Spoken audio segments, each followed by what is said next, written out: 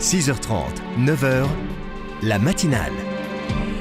Benoît Signetti, ces temps-ci, on peut parfois se demander, mais où est passée l'Église ? Eh oui, elle est là. Elle est là, l'Église, en vérité. Autour de cette table où chacun réfléchit, cherche à définir les meilleurs moyens à mettre en œuvre pour permettre à ceux qui souffrent de souffrir un peu moins.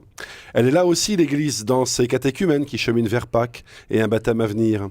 Elle est là, l'Église, dans tous ceux qui, contre vents et marées, ne cessent de croire en la capacité infinie de Dieu à faire toutes choses nouvelles. Elle est là, l'Église, dans ce curé de paroisse qui se réjouit d'avoir trouvé, avec son conseil pastoral, la possibilité de faire grandir ensemble le troupeau qui leur est confié. Elle est encore là, l'Église, dans ces prostituées qui descendaient le 24 décembre dernier, la rue Blanche à Paris, en tenant à la main un cierge allumé, et qui chantaient « Gloria in excelsis Deo » devant les passants médusés. Elle est toujours là, l'Église, lorsque des chefs scouts préparent pour leur troupe le grand jeu du siècle. Oui, elle est là, l'Église. Bien plus que dans les paroles indignes et sans doute aussi un peu sénile d'un prêtre qui s'aime trop devant les caméras de télévision.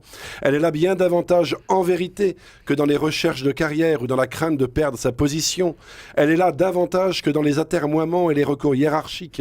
Oui, elle est là, l'Église. Elle est là où des hommes, des femmes, au nom de leur foi en Jésus-Christ, osent espérer en la grandeur de l'homme dans laquelle Dieu lui-même ne cesse jamais de croire.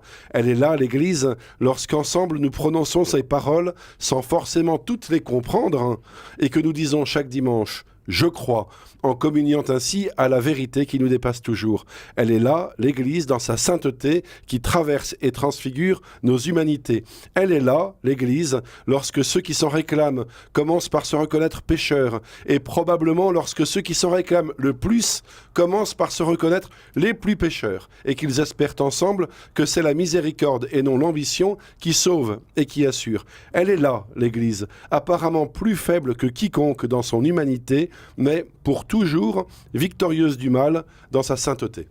Merci beaucoup Benoît de Signetti pour cet édito, un édito qu'on peut bien sûr retrouver sur rcf.fr, on peut le réécouter, on peut le lire, on peut aussi le faire circuler à ses amis.